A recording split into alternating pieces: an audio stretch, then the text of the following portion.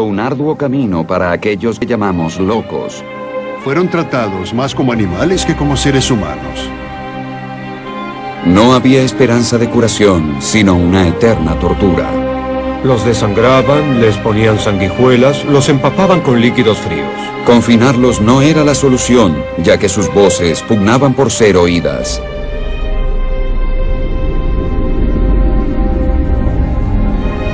Este tratamiento causa violentas reacciones musculares en todo el cuerpo. Pero surgió una nueva era. ¿La terapia con drogas será finalmente la solución para los enfermos mentales? Locura.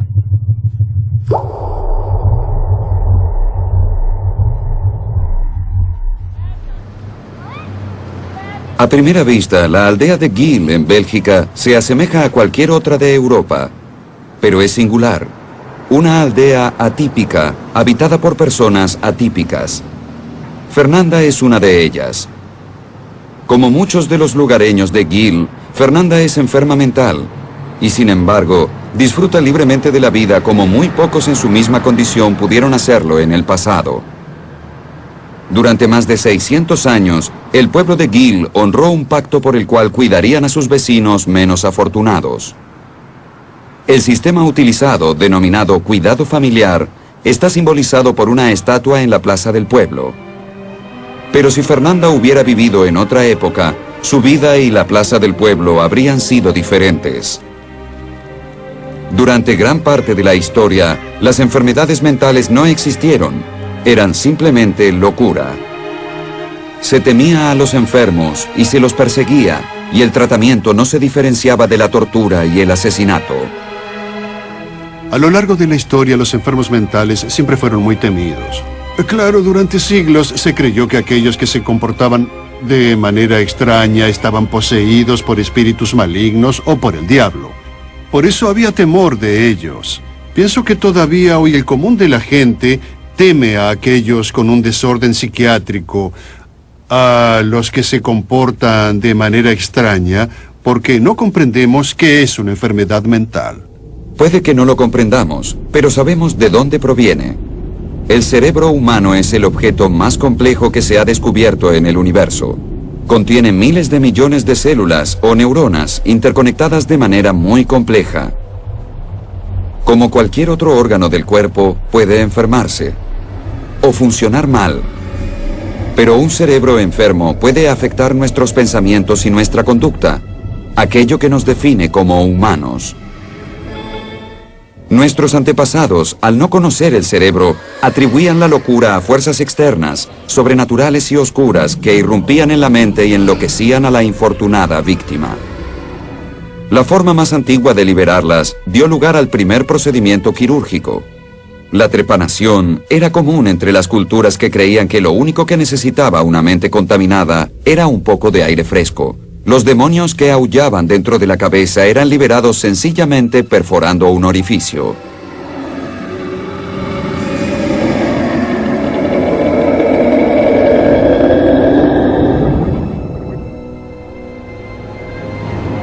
Los antiguos romanos acusaban a los cielos de sus problemas mentales. El término lunático proviene del latín luna. Ellos sabían mucho sobre lunáticos, pues casi siempre había uno en el poder. De todos los emperadores romanos dementes, y hubo muchos, Calígula se destacó. Al principio no fue tan grave, nombró senador a su caballo. Pero a partir de allí, todo fue de mal en peor. ¡Ave César! Durante su reinado, su inclinación a la locura, la crueldad y la megalomanía jamás se vio igualada en la historia. Hoy se sospecha que la esquizofrenia fue responsable de sus comportamientos extremos, y solo su inmunidad divina evitó que corriera la misma suerte que los demás enfermos mentales. Alguien con mayores razones para aducir jerarquía divina curó a los locos en vez de unirse a ellos.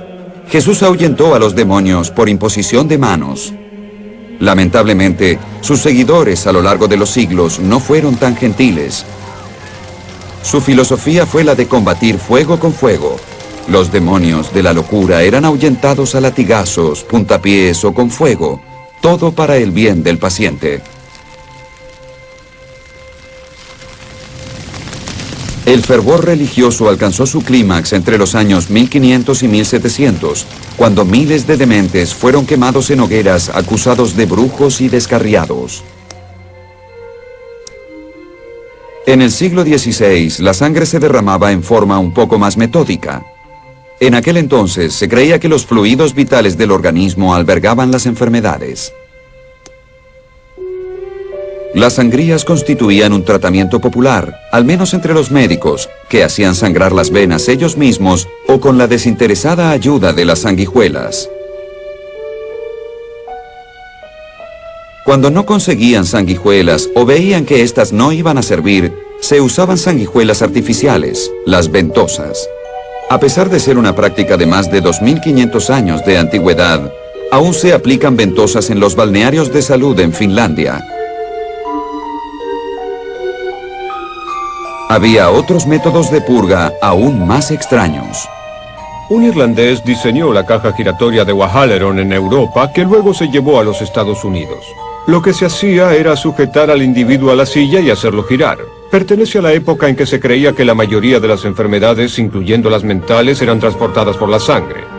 Haciendo girar a la persona, la fuerza centrífuga impulsaría la sangre impura desde el cerebro a los brazos y los dedos. Y si además vomitaban, era otra forma más de purgar los fluidos dañinos. Pero la máxima expresión de este arte era el sillón tranquilizador, que combinó la perversidad de todos los demás métodos en una sola tortura para los enfermos mentales. Los amarraban por períodos de hasta 6 meses. Los hacían sangrar, les ponían sanguijuelas, los empapaban con líquidos fríos, les colocaban bolsas de hielo en los pies y les echaban líquidos calientes en la cabeza con la sola idea de volverlos a la realidad. Frente a semejante abuso generalizado, no era de sorprender que un santuario para enfermos mentales tuviera tanto éxito. Durante más de 600 años, Gil es un lugar sagrado para los dementes, y el hogar de su patrona, Santa Dymphna. La historia es un relato de incesto, asesinato y milagros.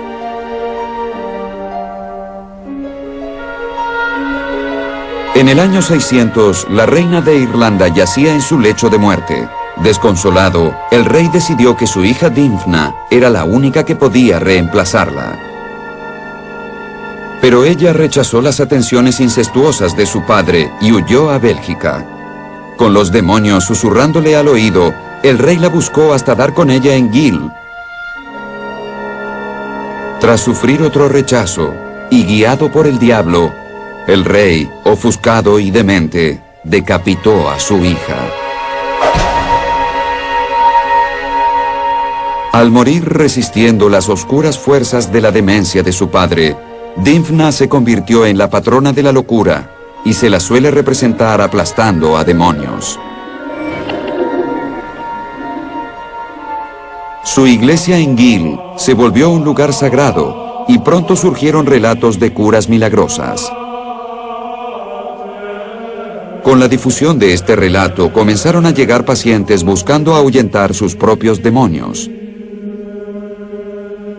Al principio se alojaron en la catedral, pero a medida que se acercaba más gente, los sacerdotes solicitaron la ayuda de los pobladores. Y esto creció hasta que todas las familias del pueblo que vivían cerca de la iglesia comenzaron a aceptar enfermos mentales en sus hogares y a cuidarlos. Gozaban de la libertad para vivir como ciudadanos comunes, pero en otras latitudes la libertad no era más que un lejano sueño y la prisión reemplazó a la tortura.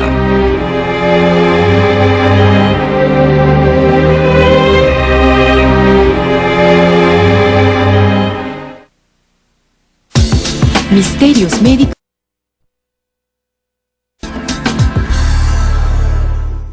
Soy terapeuta sexual y mi hermana Jennifer es uróloga. Conozcan el equipo. Pacientes pueden retribuir a la comunidad. El taller de bicicletas permite que la mitad de Gil pueda trasladarse. Pero alguna vez, los enfermos mentales tuvieron que soportar una cadena aún más pesada, como nos muestra esta escultura de un antiguo paciente. A partir del siglo XVII, la creencia en la posesión satánica prácticamente desapareció en la mayoría de los países.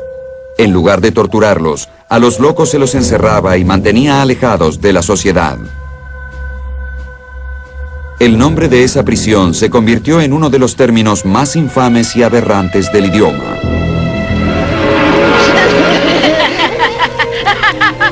El demonio más aterrador es el que se esconde en la mente humana.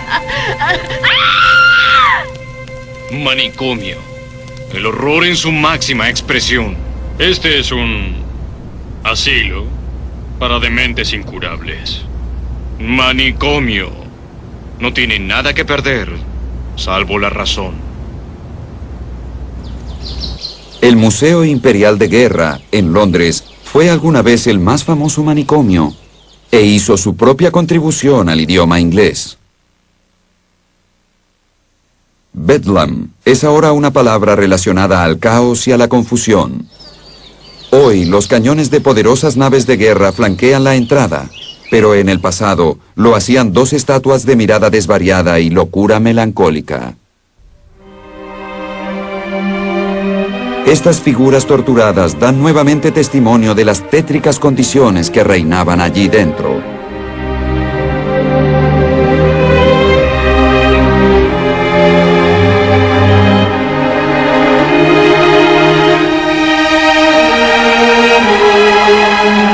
Esto está documentado en un cuadro de 1735 de William Hogarth, El progreso de Reich.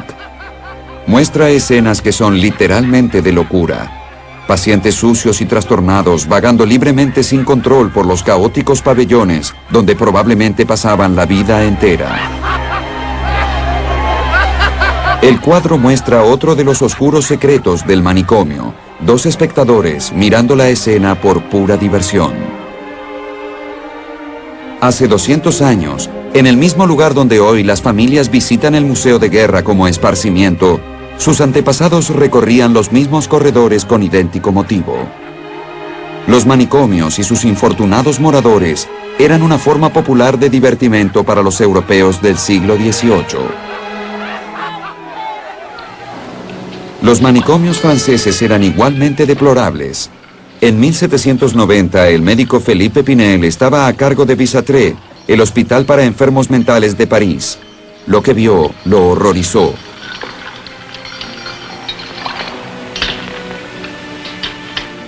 Le dije que no puedo recordar.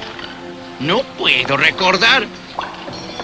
Le dije que no recuerdo.